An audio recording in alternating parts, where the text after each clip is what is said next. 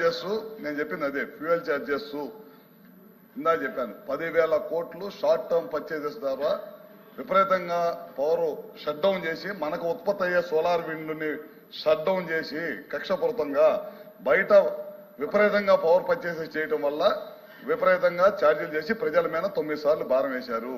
మేమైతే కరెంటు ఛార్జీలు పెంచలేదు. వీళ్ళు 2022, 23 పెంచిన ఛార్జెసే, 22, 23, 23, 24 పెంచిన ఛార్జెసే ఇవాళ ప్రజల మీద భారం పడింది. ఇది మేము పెంచింది కాదు, ముమ్మాటికి సభ ద్వారా మీకు తెలియజేస్తానని, ప్రజలకు తెలియజేస్తానని గత అసెంబ్లీలో కూడా చెప్పాను, ఇప్పుడు కూడా చెప్తున్నాను. ఈ ప్రశ్న వేసే అర్హత మీకు లేదు, ఈ ప్రశ్న వేసే అర్హత లేదు. నేను మొన్న కూడా చెప్పాను, మీరు పెంచిన విద్యుత్ ఛార్జీలకి మీరే ధర్నా పిలిపెట్టడం ఇది విచిత్రమైన సంఘటన అడిగారు. దాన్ని కూడా ముమ్మాటికి మేము ఒక మాట చెప్తున్నాం సార్, విద్యుత్ ఛార్జీలు ఈ ప్రభుత్వం పెంచబోదు, ఈ ప్రభుత్వం దానికి కట్టుబడి ఉంది. మీరు పదే పదే సత్యదూరమైన మాటలు చెప్పి ప్రజల్ని మేమేదో విద్యుత్ ఛార్జీలు పెంచామనే సత్యదూరమైన మాటలు ప్రజల్లోకి తీసుకెళ్లే ప్రయత్నం గత కౌన్సిల్లో కూడా చేశారు, మళ్ళీ ఇప్పుడు చేశారు. ప్రపంచంలో ఎక్కడ లేని విధంగా వీళ్ళు పెంచిన విద్యుత్ ఛార్జీలకి వీళ్లే ధర్నాకి పిలుపునివ్వటం, అదేవిధంగా వీళ్ళు పెంచిన విద్యుత్ ఛార్జీలకు వీళ్లే క్వశ్చన్ వేయటం అనేది ఇదే ప్రక్రియ కొనసాగుతుంది. ప్రజలు తప్పుదాగే ప్రయత్నం చేస్తా ఉన్నారు.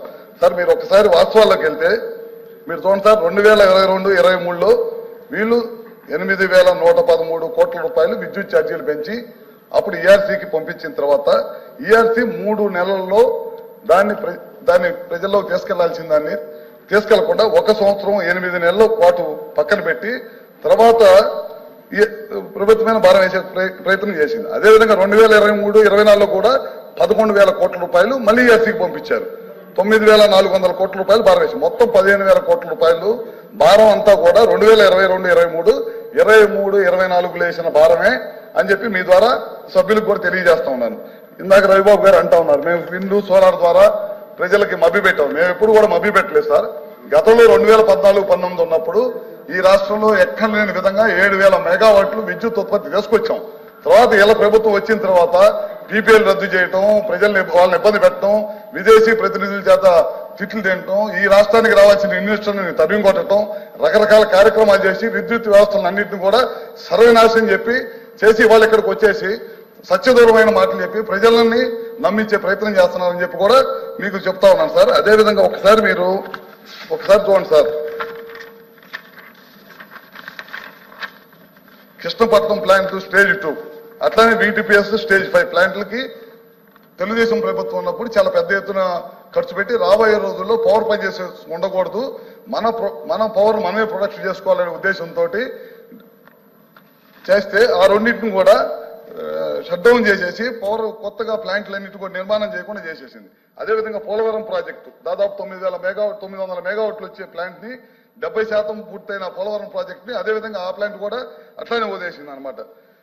దాదాపు విద్యుత్ సంస్థలకు సంబంధించిన డబ్బులన్నింటిని కూడా బెవరేజ్ కార్పొరేషన్ కి మళ్లీ చిన్న కార్యక్రమం చేసింది. ఇట్లాంటి 1 కాదు 2 కాదు అన్ని కార్యక్రమాలు చేసి విద్యుత్ వ్యవస్థను అన్నింటి కూడా సర్వనాశనం చేసిన విషయాన్ని మీరు ఒకసారి గమనిస్తాం సార్. ఈ ప్రభుత్వం అధికారంలోకి వచ్చిన తర్వాత పూర్వవైభవం తీసుకురావాలనే ఉద్దేశంతో ఎక్కడ కూడా ప్రజల మీద భారం పడకుండా ఉండాలనే దానికోసం విద్యుత్ కొనుగోలు గతంలో 9 నుంచి 10,000 కోట్ల రూపాయలు ఇవన్నీ షట్ డౌన్ చేసిందే కాకుండా 10,000 కోట్ల రూపాయలు ఖర్చు పెట్టారు ఓన్లీ విద్యుత్ కొనుగోలు మీద, షార్ట్ టర్మ్ పవర్ పర్చేజెస్ మీద. మా ప్రభుత్వం అధికారంలోకి వచ్చిన సంవత్సరంలోనే ఈ 10 నెలల్లోనే 60% విద్యుత్ కొనుగోలు తగ్గించేసి మన జెన్కోని కానీ వీటిని కానీ సమర్థవంతంగా నడిపి ఎక్కలేని విధంగా ఈ 3 నెలల్లో ఎక్కలేని విధంగా పవర్ ప్రొడక్షన్ చేసిన సంగతి వాస్తవం అని చెప్పి కూడా మీ ద్వారా తెలియజేస్తా ఉన్నాను. అదేవిధంగా తయారైన విద్యుత్ వేస్ట్ కాకుండా కేంద్ర ప్రభుత్వ సహాయ సహకారాలతోటి బ్యాటరీ స్టోరేజ్ కూడా తీసుకొని త్వరలోనే స్టార్ట్ చేయబోతున్నాం. టెండర్లు కూడా పిలిచాం, త్వరలోనే స్టార్ట్ చేయబోతున్నాం. ఇదే విధంగా ఇందాక అన్నట్టు విండ్ కానీ సోలార్ కానీ కుసుమ్ పిఎం కుసుమ్ వీళ్ళు వద్దని చెప్పి వెనక పంపించారు. పక్కనున్న మహారాష్ట్ర కానీ కర్ణాటక కానీ పిఎం కుసుమ్ తీసుకొని చాలా పెద్ద ఎత్తున పగలపూట రైతులకు 9 గంటల కరెంట్ ఇస్తా ఉంది. వీళ్ళు లెటర్ రాశారు కేంద్ర ప్రభుత్వాన్ని, మాకు అవసరం లేదని చెప్పి. ఇవాళ ముఖ్యమంత్రి గారు అధికారంలో చేపట్టిన తర్వాత కూటమి ప్రభుత్వం మేము అమ్మటే కేంద్రానికి లెటర్ రాసి మేము ఈ రాష్ట్ర ప్రభుత్వం పిఎం కుసుమ్ తీసుకుంటామని చెప్పి మొదటి విడతగా 1,00,000 కనెక్షన్లు తీసుకున్నాం. మళ్ళీ లెటర్లు రాసి 2,000 కనెక్షన్లు తీసుకున్నాం. 2 లక్షల కనెక్షన్లు తీసుకున్నాం. ఈ ప్రభుత్వం రైతులకి పగలపూట కరెంట్ ఇవ్వాలి. పొద్దునే 10 నుంచి సాయంత్రం దాకా 9 గంటల కరెంట్ ఇవ్వాలి. పిఎం కుసుమ్ తీసుకోవాలి. తద్వారా ప్రజలకు కరెంట్ ఇవ్వాలనే దానికోసం ఈ ప్రయత్నం చేస్తా ఉన్నాం. ఈ ప్రభుత్వం కట్టుబడి ఉంది. విద్యుత్ ఛార్జీలు పెంచలేదు, పెంచము. మీరు పెంచిన విద్యుత్ ఛార్జీలు మాత్రమే ప్రజల మీద భారం పడింది. ఇది ఇప్పుడు కాదు చెప్తాం, గతంలో కూడా చెప్పాము. ఇది పదే చెప్తున్నాం. మా గవర్నమెంట్ అధికారం ఉన్నప్పుడు 14 to 18 ₹1 కూడా పెంచలేదు. మీ ప్రభుత్వం అధికారం వచ్చిన తర్వాత గడిచిన 5 సంవత్సరాల్లో 9 సార్లు విద్యుత్ ఛార్జీలు పెంచిన ఘనత మీది. మా ప్రభుత్వం ఎట్టి పరిస్థితులు, మా ముఖ్యమంత్రి గారు కానీ మా కూటమి ప్రభుత్వం కానీ ఎట్టి పరిస్థితుల్లో ₹1 కూడా విద్యుత్ ఛార్జీలు పెంచమని చెప్పి ఈ సభ ద్వారా సభ్యులకి ప్రజలకు కూడా తెలియజేస్తున్నాము.